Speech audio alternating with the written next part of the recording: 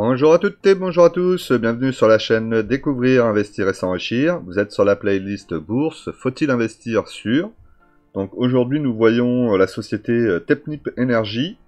Donc, actuellement elle est à 27,48 €, moins 0,07%. Depuis le 1er janvier elle fait plus 7%, donc une belle petite performance en l'espace d'un mois, c'est intéressant. On est dans le secteur donc de l'énergie et on va voir tout de suite donc ce que fait la société. Donc c'est une société d'ingénierie et de technologie spécialisée dans l'exécution de projets et la fourniture de technologies, de produits et de services pour des infrastructures énergétiques pouvant se trouver à terre ou en mer. GNL, traitement naval, du pétrole et du gaz, chimie durable, hydrogène, gestion du CO2 et infrastructure marine. Le nombre d'employés, 16 000 personnes. Donc on a une boîte quand même qui est intéressante. Ils nous mettent pas par contre au niveau de la géographie où est-ce qu'on se trouve. Est-ce qu'on va voir quelque chose qui concerne la géographie? Oui, ici. Donc géographie, on a de l'Afrique, de l'Europe. Les pourcentages, je ne les vois pas, mais on voit les chiffres d'affaires. Donc en premier, on a donc l'Europe avec la Russie apparemment, bizarrement. Ensuite, on a l'Afrique en deuxième. On a l'Asie-Pacifique et l'Amérique. Au niveau de ses administrateurs, donc on a Arnaud Piéton, donc directeur général. On va voir si on le retrouve. Est-ce qu'il est propriétaire d'actions? Non, a priori c'est pas le cas. Donc la société n'appartient pas à une personne ou à une famille en tout cas. À voir qu'il y a la partie technique Technip Energy, mais bon ça n'a pas trop de rapport. Ok, ils ont une participation dans McFly Energy. McFly, non, c'est McPhee Energy. McFly, excusez-moi. J'ai confondu avec autre chose, pour ceux qui ont la référence. Nanterre, on se situe à Nanterre, du coup. Et au niveau de la société, si on regarde par rapport à d'autres concurrents, on peut voir que sur 3 ans, on fait plus 97,84%, alors que la moyenne est à 66,86, donc plutôt pas mal. Ensuite, sur un an, on fait 44,55 lorsque la moyenne est à 23,35. Sur 5 jours, 1,40 alors que la moyenne est à moins 0,66. Et en variation, plus 0,59 sur une moyenne de 1,29. Donc ça veut dire que quand même, elle se place plutôt bien au-dessus de sa moyenne. Plutôt dossier intéressant, en tout cas par rapport aux concurrents, plausibles concurrents qu'on a en face de nous. Hein. Encore une fois, faites attention, parfois on n'a pas vraiment les mêmes sociétés qui travaillent dans le même domaine. Mais en tout cas, ça c'est plutôt très positif. Au niveau, donc, au niveau, on va regarder plutôt les analystes. Donc le consensus analyste, il est à accumuler 13 personnes, 27,50 pour un objectif à 29,77 plus 8%. Ok, là au niveau de la carte, on est plutôt bien positionné. Notre investissement, on est à 5 sur 5, pas mal, avec ESG à triple A. Ouais, c'est sans doute une des premières fois que je vois un dossier aussi bien noté. Donc, très très bien, et on a dit 27,50, donc on est exactement à 27,50 actuellement. Donc on serait dans le prix que le consensus considère être intéressant. Ok, ensuite on va aller voir les finances comme d'habitude. L'investissement en bourse peut provoquer une perte partielle ou totale de votre capital. Vous ne devez en aucun cas copier ou reproduire les prises de position. Je ne suis pas un conseiller financier, mais un particulier qui investit en bourse à titre personnel. Alors au niveau des résultats prévisionnels, on peut voir qu'on a une marge nette aux alentours de 5,5%. On a un chiffre d'affaires qui a légèrement baissé entre 2021 et 2022, et là on voit que ça commence à repartir. Marge d'exploitation aux alentours de 7,5%, ce qui est correct. On a un résultat d'exploitation en bas qui est plutôt stable, et un résultat net qui est plutôt stable aussi en vert. Légère augmentation pour 2025-2026, mais c'est vraiment très léger. Au niveau de son PER, donc PER 2024, on est à 13,3 fois les bénéfices, et pour 2025, on est à 12,2 fois les bénéfices, ce qui est plutôt pas mal. Et on a un rendement de 2,4% et 2,61% sur 2025. Donc, on a une augmentation du dividende, c'est plutôt sympa. Le chiffre d'affaires, 6 milliards 105 millions sur 2023, 6 milliards 707 millions en 2024, 7 milliards 239 millions en 2025, 7 milliards 955 millions en 2026. Donc on voit qu'on a une augmentation. Il y a eu visiblement une petite baisse de 5% entre 2022 et 2023, mais là ça semble vouloir repartir. L'EBITDA suit plus ou moins la même courbe, hein. Il a même une augmentation plus forte entre 2025 et 2026, annoncée aux alentours de 14%, ce qui est plutôt très bien. Ensuite, on va regarder le bilan prévisionnel. Donc on voit hein, le chiffre qui augmente à partir de 2023 jusqu'en 2026. Attention, 2025-2026, on est sur des projections.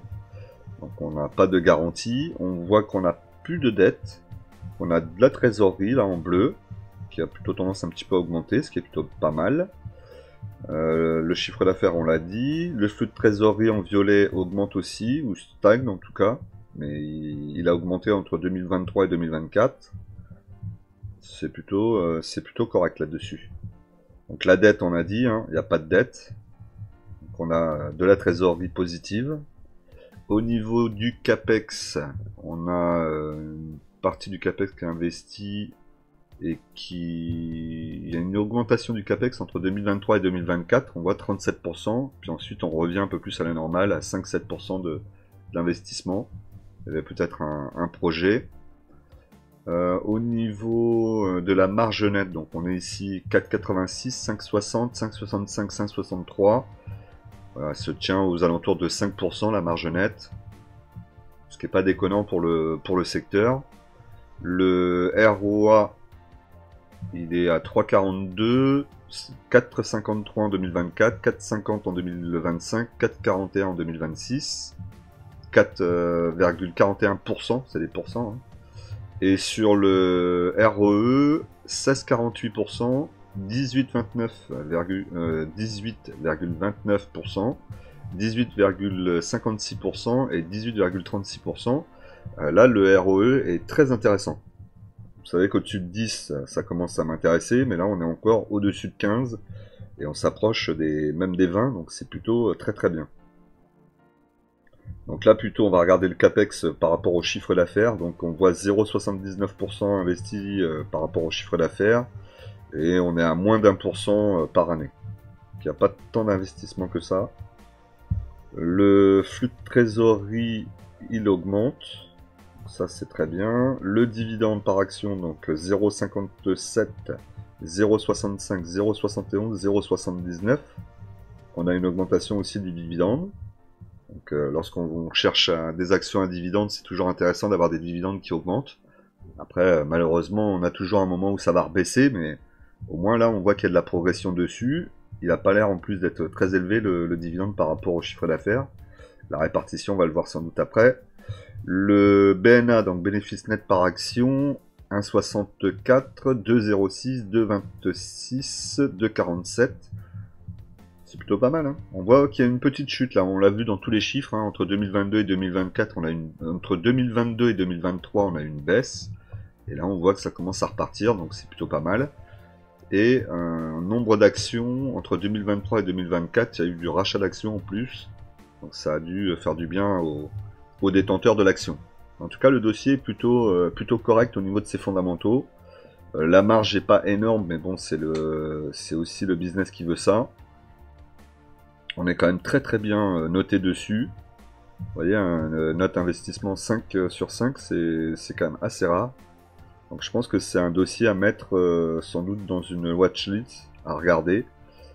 Au niveau de son PER historique, sur 3 ans, on est à 10,4. Donc là, on est légèrement, on est bien au-dessus, hein, puisqu'on est aux alentours de 12-14. Le 440, lui, on s'accorde à dire qu'il fait 15 à peu près en PER. Donc si le 4,40 fait 15 et qu'on est en dessous de 15, ça reste correct. C'est-à-dire qu'on paye la société plus ou moins au prix correct. On n'a pas d'avantage.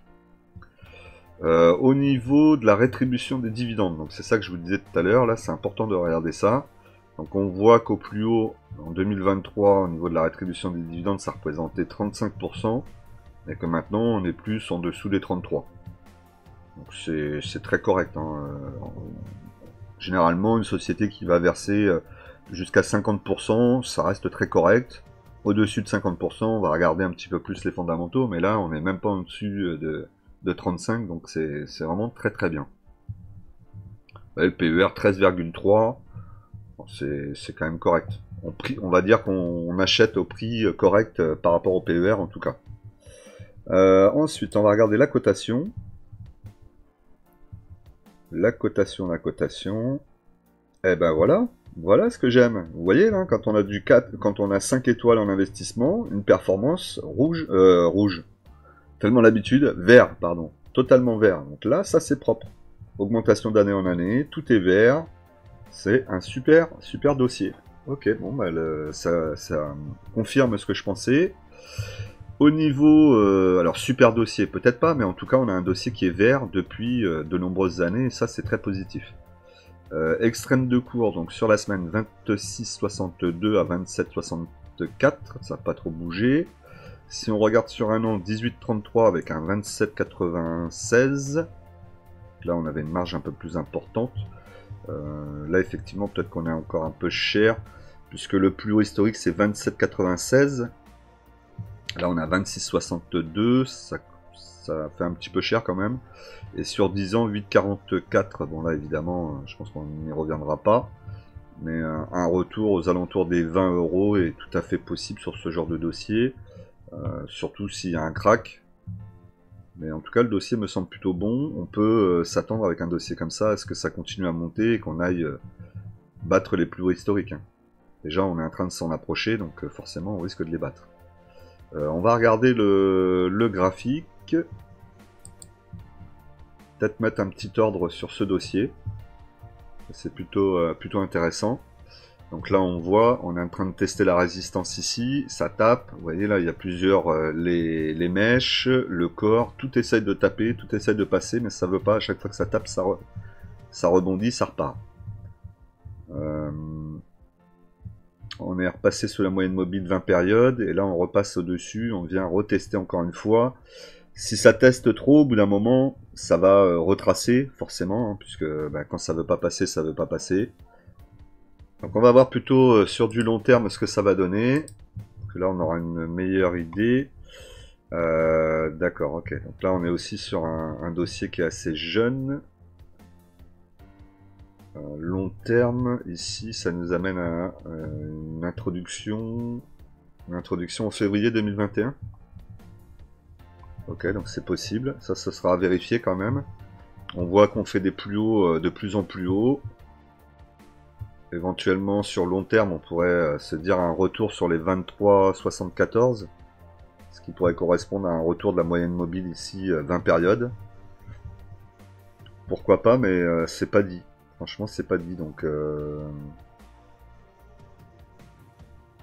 Là, je sais pas quoi vous dire. Peut-être que moi, je vais peut-être faire un achat. Regardez plutôt sur Pro Real Time, parce que là, on n'a pas assez de données. Mais je vais regarder plutôt sur Pro Real Time. Peut-être que je vais faire un achat. Même si ça rebaisse, je vais peut-être commencer à construire une ligne. Parce que vu que la société est jeune et qu'elle performe plutôt pas mal, on peut s'attendre à ce que peut-être ça fasse des petites montées comme ça latéralise, ensuite ça repart, ça latéralise, hop, ça repart. Et en tout cas, on voit qu'on est bien orienté sur la moyenne mobile. Mais c'est le manque de visibilité sur le temps vu qu'elle est jeune. Je vais voir, mais je pense que je vais mettre un ordre. Peut-être que je vais mettre un ordre là ici à 23,74, ce qui me paraît être plutôt pas mal, hein, puisqu'on voit que ça a été touché plusieurs fois, 3 fois déjà par ces 3-4 fois. Ici, ici, ici, ici, ici, ici, et là presque aussi. Donc, vous voyez, 23,68. Je pense que ça peut être un bon prix. Ok, on va regarder ça. N'oubliez pas pour les débutants qui souhaitent se lancer en bourse que vous avez dans la description mon e-book gratuit, donc n'hésitez pas à aller le télécharger. Et puis pour les autres, pensez à vous abonner, à liker, à mettre un maximum de commentaires, à partager évidemment. Et je vous rappelle la base de l'investissement. En investissement, les impatients payent pour les patients. Allez, on se retrouve vendredi pour le live.